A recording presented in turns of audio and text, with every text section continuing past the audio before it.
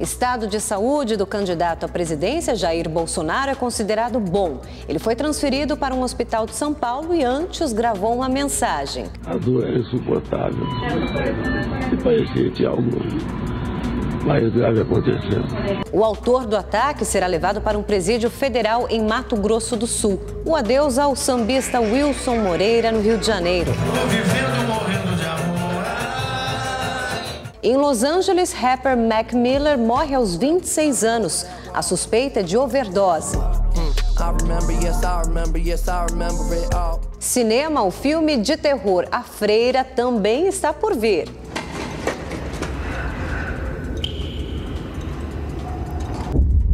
A gente vai percorrer aqui esses salões abandonados desse convento para ter a mesma experiência, a mesma sensação apavorante que os personagens do filme tiveram. Eu sou Érica Reis e esse é o nosso Leitura Dinâmica. Fique comigo.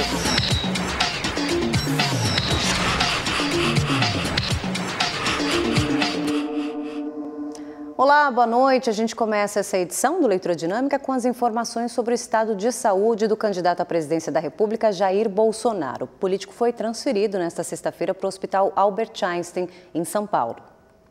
O boletim médico foi divulgado por volta das 2h30 da tarde. Nele, os médicos afirmam que o quadro clínico do candidato Jair Bolsonaro é bom e que o candidato também passou por uma série de exames laboratoriais, exames de imagens, mas os resultados desses exames ainda não foram divulgados. Esse foi o único boletim do dia, mas a partir de amanhã, 2 boletins serão divulgados sempre às 10 horas da manhã e às 18 horas. Aí fica a expectativa para os resultados dos exames que foram realizados hoje. Mas as visitas, por exemplo, ainda não estão liberadas para o candidato. Apenas os familiares estão podendo acompanhar ele de perto. Os filhos Carlos e Flávio estiveram ao lado do pai a todo momento. A jurista Janaína Pascoal também esteve aqui no Hospital Albert Einstein e comentou sobre o atentado. Ele faz parte do grupo, entendeu? Ele faz parte, né? Agora, o problema é o seguinte, a acusação era de que o Bolsonaro era violento, de que as pessoas que estão com o Bolsonaro são violentas. Agora, quem cometeu a violência foi alguém do lado deles. A decisão de transferir o Bolsonaro para São Paulo foi tomada pela família do candidato. A transferência de Jair Bolsonaro para São Paulo foi decidida pela família. O candidato deixou a Santa Casa de Juiz de Fora, Minas Gerais, por volta de 9 horas da manhã. Uma ambulância o levou até o aeroporto da cidade, onde um jatinho o aguardava. Muito emocionado, um dos filhos de Bolsonaro falou com os jornalistas. Mais uma vez, obrigado aos médicos. E eles próprios falaram, questão de 5, 10 minutos, ele poderia não resistir. Então, para tristeza de muitos aí, ele está bem, forte, e daqui a pouco ele está de volta. Falou que no primeiro momento ele achou que fosse um soco, né? Mas depois ele viu que realmente tinha levado uma facada. Foi uma dor muito forte, que ele não tinha sentido. Ele ficou preocupado quando começou a formigar a perna, como ele tinha contato com pessoas que já morreram esfaqueadas. Ele sabia que era o quadro evolutivo, né, para óbito. O candidato do PSL chegou no aeroporto de Congonhas, na zona sul de São Paulo, por volta de 15 para 10 da manhã. Em seguida, ele foi levado pelo helicóptero Águia da Polícia Militar até o Palácio dos Bandeirantes, sede do governo paulista. De lá, por volta de 10h30, Jair Bolsonaro seguiu de ambulância até o Hospital Albert Einstein, também na zona sul da capital. Apoiadores e simpatizantes do presidenciável esperavam Bolsonaro na frente do hospital. Um boneco do candidato foi inflado e houve uma oração pela melhora dele. Assim como nós perdoamos a quem nos tem ofendido. Jair Bolsonaro foi levado direto para a UTI aqui do Hospital Albert Einstein, onde passou por uma avaliação médica e também por uma bateria de exames. Os principais riscos monitorados são pneumonia, já que o candidato perdeu cerca de 2 litros de sangue, e infecção por causa do vazamento de massa fecal. Major Olímpio, presidente estadual do partido de Jair Bolsonaro, falou como deve prosseguir a campanha. Ele vai ficar em convalescença, vai descansar o período que os médicos disserem que seja necessário. Nós vamos fazer um esforço redobrado para levar o nome do Jair Bolsonaro para buscar uma vitória no primeiro turno. Bolsonaro foi atingido por uma facada na barriga durante um ato de campanha em Juiz de Fora, na tarde desta quinta-feira. O candidato era carregado nos ombros de companheiros do partido quando o homem se aproximou e o atingiu na barriga. Bolsonaro foi imediatamente levado para a Santa Casa da cidade, onde deu entrada por volta de 3h40 da tarde. Na noite de ontem mesmo, Bolsonaro passou por uma cirurgia. O estado de saúde dele chegou a ser considerado grave por causa de uma hemorragia interna. O presidenciável teve 3 perfurações no intestino delgado que foram fechadas com pontos e uma lesão grave no intestino grosso numa região chamada cólon transverso. Uma lesão transfixante grande, extensa, e havia uma contaminação de fezes no interior da cavidade abdominal. Então nós optamos nessa lesão por não tratar com pontos, com rafia, como as demais do intestino delgado. Nós optamos por fazer uma ressecção desse segmento que estava lesado e confeccionamos uma colostomia no paciente. A colostomia é um procedimento feito para evitar infecções e uma possível abertura do ferimento. Uma bolsa ligada à abertura e as fezes vão direto para ela. O homem que atacou Bolsonaro foi preso no local e a faca apreendida. Adélio Bispo de Oliveira, de 40 anos, foi filiado ao PSOL entre 2007 e 2014, mas disse que foi motivado por questões religiosas. Fui mandado por alguns maçons. Quem te mandou fazer isso? Eu não disse que ninguém mandou. Quem mandou foi o Deus aqui em si. Bom, e ainda no hospital, em Juiz de Fora, o Bolsonaro falou pela primeira vez sobre o ataque. O candidato aparece deitado na cama de um quarto da UTI da Santa Casa da cidade. Ele agradece a equipe médica pelo atendimento e conta o que sentiu no momento da facada. Eu estava muito preocupado, que parecia apenas uma pancada na boca do estômago. Nós já levamos uma bolada no futebol. A dor era insuportável. E parecia que tinha algo mais grave acontecendo. Essa equipe maravilhosa, abençoada por Deus, detectou e evitou que uma hora acontecesse. Bolsonaro admite que se arriscou durante a campanha e que nunca fez mal a ninguém. Eu me preparava para um momento como esse, porque você corre riscos. Mas de vez em quando a gente duvida, né? Sabe, o ser humano é tão mal assim. Nunca fiz mal a ninguém. Ele termina o vídeo agradecendo familiares e apoiadores. Eu agradeço meus filhos, estão aqui. Minha esposa está chegando. A minha filha Laura não veio porque tem 7 anos, muito jovem. E o Servão está aqui. Obrigado, Brasil, estamos juntos. O agressor, Adélio Bispo de Oliveira, participou de uma audiência de custódia. Ele vai ser transferido agora para o Presídio Federal de Campo Grande, em Mato Grosso do Sul. O repórter Rodrigo Cabral tem mais detalhes para a gente. A audiência de custódia foi aqui na sede da Justiça Federal, em Juiz de Fora. A juíza de plantão determinou que Adélio Bispo de Oliveira fosse transferido para um presídio federal de segurança máxima.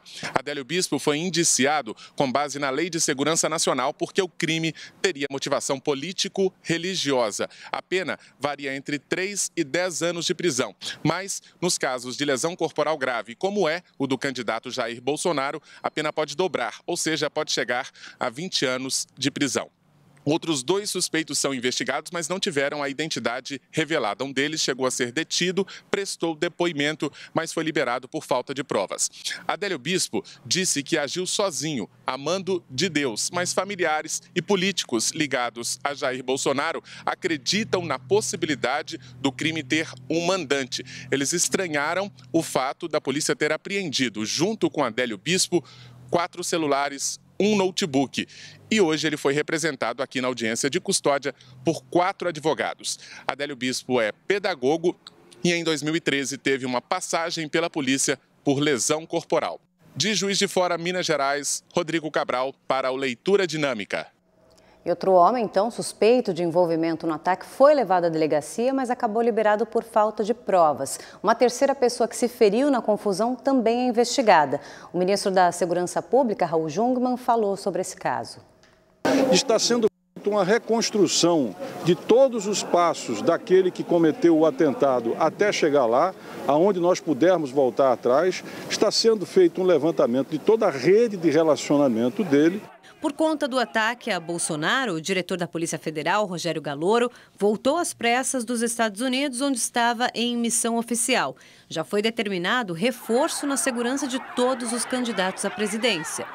A Polícia Federal vai continuar fazendo a sua parte. Agora, é fundamental que aqueles candidatos todos tenham a compreensão de que eles têm responsabilidade e que eles também precisam seguir a orientação da Polícia Federal, porque se não segue, fica praticamente impossível fazer a segurança deles.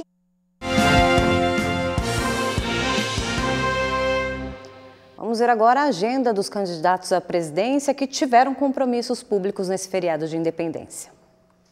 Álvaro Dias, do Podemos, teve um encontro na Associação dos Produtores Rurais de Campos Verdes, em Presidente Venceslau, no interior de São Paulo. Durante a tarde, o candidato ainda cumpriu agenda em Araçatuba. Vera Lúcia, do PSTU, participou de um ato em solidariedade à reconstrução do Museu Nacional no Rio de Janeiro. A candidata se manifestou em defesa da cultura e memória dos povos indígenas e negros do Brasil. João Goulart Filho, do PPL, cumpriu agenda em São Paulo. O candidato fez caminhada com eleitores e correligionários pelo Minhocão, o elevado João Goulart, que fica na região central da cidade. Ciro Gomes, do PDT, cancelou as atividades pela manhã para acompanhar as notícias sobre o estado de saúde de Bolsonaro. O candidato almoçou com o governador do Maranhão e, no fim da tarde, participou de uma carreata de Sobral a Massapê, no Ceará. Marina Silva, da Rede, não teve agenda. Em respeito ao deputado Jair Bolsonaro, Geraldo Alckmin, do PSDB, suspendeu as atividades nesta sexta. Guilherme Boulos, do PSOL, também teve agenda suspensa. O João Amoedo, do Partido Novo, cancelou caminhadas e carreatas em solidariedade a Bolsonaro. Henrique Meirelles, do MDB, não teve compromissos públicos. José Maria Imael, da Democracia Cristã, se reuniu com equipes de campanha e candidatos a deputados federais e estadual. Cabo Daciolo, do Patriota, não teve agenda pública. Na terceira maior cidade do Iraque, Basra, centenas de pessoas queimaram o consulado iraniano depois que o parlamento não conseguiu chegar a um acordo para eleger o novo presidente. Nos últimos 3 dias, os protestos violentos já deixaram 9 mortos. Os manifestantes acusam o poder público de corrupção e negligência com a área médica. Vários prédios públicos foram depredados. O parlamento iraquiano convocou agora uma reunião de emergência com vários ministros para tratar da crise neste fim de semana. Nesta quinta-feira, autoridades decretaram toque de recolher. No México, a Justiça do Estado de Veracruz, no leste do país, confirmou que pelo menos 166 corpos foram encontrados em Lima, numa fossa clandestina. Segundo as autoridades, as pessoas devem ter sido enterradas há cerca de 2 anos. A região é uma das mais violentas do país por conta da atuação de cartéis de drogas. As vítimas ainda não foram identificadas. E olha essa imagem agora, esse flagrante em Suzhou, na China. Um motociclista escapou por pouco aí de um atropelamento. Uma minivan passou o farol quando surge um carro em alta velocidade. Aí a batida, claro, é inevitável, né? Dá para ver na imagem. Alguns passageiros dessa minivan tiveram ferimentos, mas foram ferimentos leves. 2 assaltos frustrados. Um ladrão numa moto deixa a arma cair ao abordar 3 pessoas. Uma das vítimas pega a arma enquanto a outra corre para segurar o assaltante. Ele é espancado, cai da moto e um outro morador surge com uma vara de pau para agredi-lo ainda. O bandido fugiu e deixou a motocicleta no local. Já nesta outra tentativa de roubo, o homem tenta assaltar uma tabacaria no Colorado. Quando vai sacar o revólver, ele deixa a arma cair atrás do balcão e a funcionária é rápida em pegá-la. O aspirante a assaltante até ameaça pular, mas acaba fugindo. E para completar, um mico básico. A calça dele ainda cai e ele pula para conseguir abrir a porta sem cair. Na China, um motociclista foi atropelado por um caminhão depois de desviar de uma pedestre na via. Um dos pneus passa por cima da cabeça da vítima e o outro arrasta o homem. O estado de saúde dele não foi divulgado. Em Apodaca, no México, câmeras de segurança flagraram uma tragédia. Estudantes caminhavam numa rua inundada. Um deles tenta se apoiar num poste e é eletrocutado. Ele cai na hora. Um amigo tenta ajudá-lo, também encosta na estrutura e fica caído. Quando o terceiro jovem se aproxima, a cena se repete. Um deles não sobreviveu. Morreu na Califórnia aos 26 anos o rapper Mac Miller. Segundo a imprensa norte-americana, o cantor sofreu uma overdose. Ele foi encontrado pela polícia em casa depois que o serviço de emergência recebeu uma ligação para atender a um paciente com parada cardíaca. Malcolm James McCormick, que já namorou a cantora Ariana Grande, tinha um histórico já conhecido de uso de drogas. Em maio, ele foi preso por dirigir sob efeito de álcool. E o sambista Wilson Moreira morreu na noite desta quinta-feira no Rio de Janeiro aos 81 anos. Compositor apaixonado pelo carnaval carioca, lutava contra um câncer de próstata. Suas letras foram eternizadas por cantores como a Beth Carvalho, Alcione, Dudu Nobre, como tem várias músicas e sucessos. Goiabada Cascão, Gostoso Veneno, enfim. O Wilson Moreira foi um dos fundadores da ala de compositores da Mocidade Independente de Padre Miguel e também um dos membros mais queridos da Portela.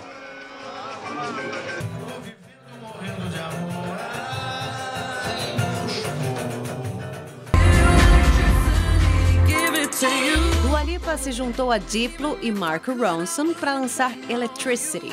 A cantora aparece ali bem sensual e dançando muito. No vídeo ela organiza uma festa em um flat. A dupla do Silk City foi convidada, mas não conseguiu chegar para curtir.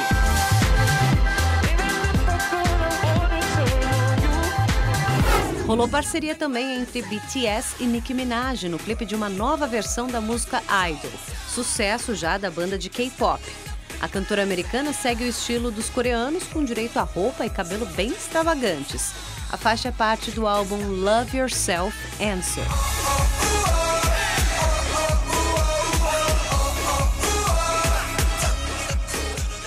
Bora falar de cinema, porque chegou às telonas de todo o país A Freira, uma das produções de terror mais aguardadas desse ano. O Fábio Borges, nosso correspondente de Hollywood, entrevistou o elenco lá no México, nas ruínas de um convento do século XVII, e foi sinistro, gente. Roda aí.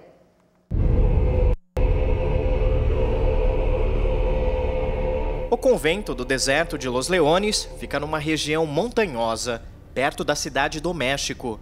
O remoto monastério foi construído em 1606, mas em 1705 foi parcialmente destruído por um terremoto, uma tragédia que matou várias pessoas. É nesta construção histórica, considerada mal-assombrada, onde eu e um grupo de jornalistas estrangeiros assistimos o terror A Freira. Na trama, uma noviça e um padre são enviados pelo Vaticano para investigar o suicídio de uma freira num convento da Romênia. Ao chegar ao local, a dupla descobre a presença de um demônio assassino que toma forma de uma freira.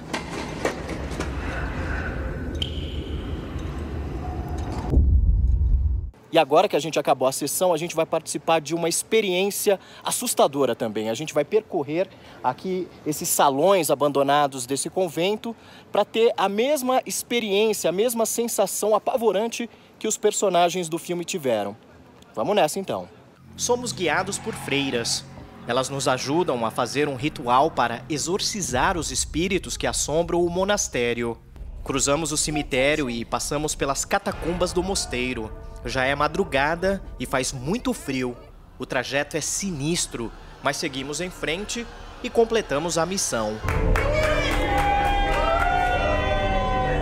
E agora eu converso com o elenco do filme de horror A Freira. O ator Demian Bichir, que dá vida ao Padre Burke, explica que as filmagens também foram experiências intensas, porque o longa foi gravado em prédios históricos da Europa, como o Castelo Corvin, construído na Romênia em 1446. A locação serviu de cenário para o mosteiro amaldiçoado mostrado no longa. Uma produção como esta, focada em todos os detalhes, facilita o nosso trabalho de interpretação, porque não precisamos fingir. Todo o cenário já está pronto ao nosso redor e é só reagir ao que vemos. O suspense é realçado com o trabalho da protagonista Thaisa Farmiga, que interpreta a noviça Irene. Autenticidade é muito importante nesse trabalho, por isso eu pesquisei sobre o que é preciso para se tornar uma freira, até incluindo o nível de dedicação e força. A produção faz parte da franquia que já faturou mais de $1 bilhão com os filmes Invocação do Mal e Annabelle. E a trama de A Freira é a mais tenebrosa da série. Fábio Borges, da Cidade do México, para o Leitura Dinâmica. Hein? Vamos falar de esporte, porque o Corinthians apresentou o Jair Ventura como novo técnico da equipe. Ele chegou e já foi para o campo para comandar o treinamento no novo clube. Não teria como também não aceitar, né, esse desafio e em poder trabalhar num clube gigante como é o Corinthians. No primeiro contato com os atletas, muito bate-papo. É que o início promete, né? Domingo fora de casa tem clássico contra o Palmeiras. Quando nós somos contratados é para encarar de frente os desafios. Eu gosto muito na minha vida de encarar grandes desafios e é com esse desafio que a gente vai encarar esse grande clássico. Quarta-feira, também na casa do adversário, tem o confronto de ida da semifinal da Copa do Brasil contra o Flamengo. Nós estamos conquistando títulos há muito tempo, né? O ano passado foram 2 e se tudo der certo com a Copa do Brasil, a gente pode conseguir conquistar 2 títulos num ano também. E é com esse pensamento que eu chego, não tem como ser diferente. O Jair assinou com o Timão até dezembro de 2019. Então eu chego feliz para implementar alguma coisa assim, mas o mais importante é dar sequência num trabalho que é super vitorioso, que principalmente nos últimos 10 anos. Os desfiles em comemoração ao 7 de setembro reuniram milhares de pessoas por todo o país. Em Brasília, 30 mil pessoas comemoraram a data. Michel Temer participou do último desfile cívico como presidente da República em companhia da esposa Marcela, do filho Michelzinho e de ministros e políticos. Já em Minas Gerais, 4.800 militares e 2.000 estudantes participaram do desfile na Avenida Afonso Pena, no centro de Belo Horizonte. O evento teve a segurança reforçada por conta do ataque ao candidato Jair Bolsonaro. Em São Paulo, mais de 30 mil pessoas lotaram as arquibancadas do Sambódromo do Anhembi. Bandeiras do Brasil marcaram a abertura do 7 de setembro. Ao todo, cerca de 9 mil pessoas, entre civis e militares, desfilaram. Em Fortaleza, o desfile reuniu milhares de pessoas na Avenida Beira-Mar. Mais de 4 mil militares da Marinha, Exército e Força Aérea, além de equipes da Polícia Militar, Corpo de Bombeiros e Guarda Municipal, participaram da marcha.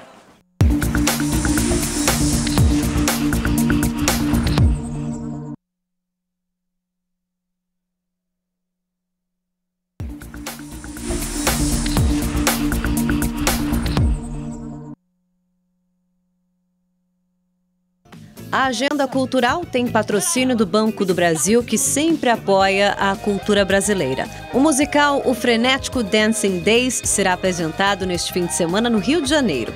Com direção de Débora Colker, o espetáculo relembra as festas promovidas na boate idealizada por Nelson Motta e amigos.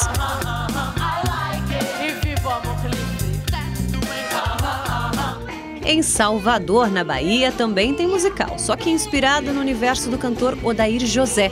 Em Eu Vou Tirar Você deste Lugar, a imaginação do espectador é explorada por meio de canções românticas da MPB. Felicidade não existe, o que existe na vida são momentos felizes. A atriz Letícia Birkauer estrela a peça Mercado Amoroso em cartaz na capital pernambucana. Com muito bom humor, a montagem aborda o tema sobre mudanças nos padrões de comportamento da sociedade. Eu tô amando, amiga. Amiga, tem menos de 4 horas que você saiu aqui de casa. No Distrito Federal, a dica é uma comédia no divã com Antônio Fagundes, Bruno Fagundes e Mara Carvalho. Tá tudo em casa. A peça Baixa Terapia é apresentada em Brasília no sábado e domingo. Como é que você faz uma pergunta dessa? O que você quer que eu pergunte? Qual é o signo dela? Em Curitiba tem O Som e a Sílaba. Com texto e direção de Miguel Falabella, a trama conta a história de uma jovem diagnosticada com autismo e com um incrível talento para música.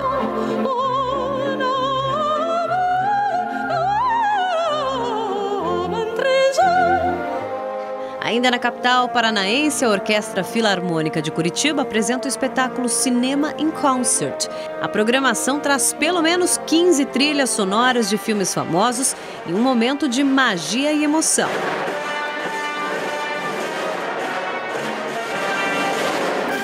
Agora a dica é do CCBB, o Centro Cultural Banco do Brasil. Na capital carioca, termina neste sábado a nova edição do festival Sai da Rede, o som que vem da web. Além de levar novos artistas ao público, o evento também promove debates e uma série de exibição de filmes. Entre as atrações desse ano estão a banda Plutão Já Foi Planeta, além dos cantores Lued Luna e Almério.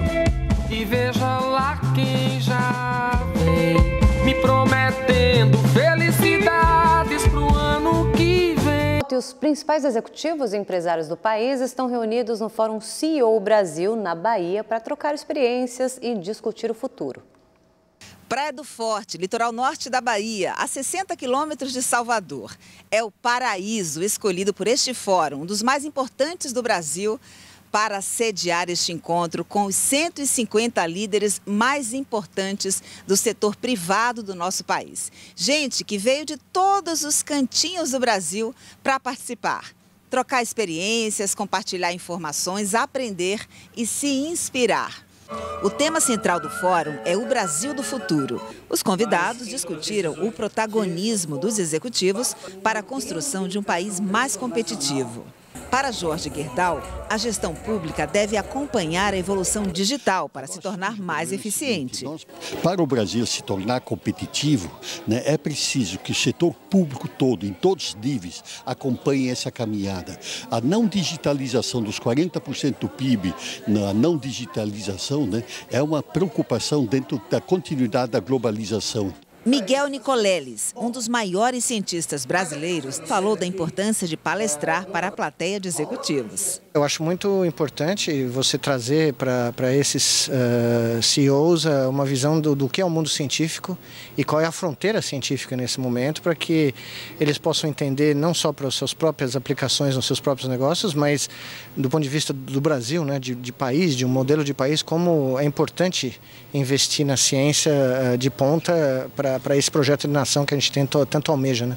O Fórum CEO Brasil vai até domingo. Peritos da Polícia Federal já descobriram onde teve início o incêndio no Museu Nacional do Rio de Janeiro. Só que os detalhes não foram divulgados até agora para não atrapalhar nas investigações. Nesse 7 de setembro, uma missa foi celebrada em memória ao prédio histórico.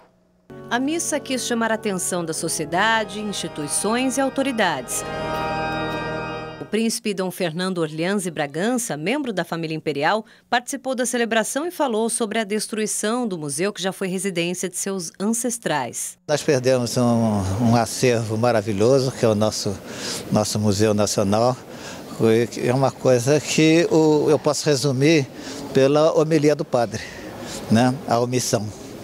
Ela foi absoluta durante todas essas gestões, não só a atual, mas as anteriores também. E hoje a gente termina a leitura dinâmica com o ator Arthur Vini e os Malungos. Eles são de Ponte Nova, Minas Gerais. Então vamos aos integrantes. Arthur Vini, voz e violão, Adailton Couto na bateria, Danilo de Paula no contrabaixo, Elias Vitorino no trombone, Ronaldo França no trompete e Neguativo Berimbau, adorei esse nome, na percussão. Valeu pela participação, gente. Se você quer o seu clipe aqui também, entra lá no site do Leitura, faça a sua inscrição. Quem sabe amanhã você tá aqui. Beijo, bom fim de semana. Mistura preto, branco, índio, todo mundo vai dançar. O som de preto vem do gueto e faz o corpo balançar. Mistura preto, branco, índio, todo mundo vai dançar. Pele preta que resiste, mas pele preta não admite ofensas desfeitas e impurezas dos que se acham doutores. Pele preta de nobreza, de uma riqueza ancestral.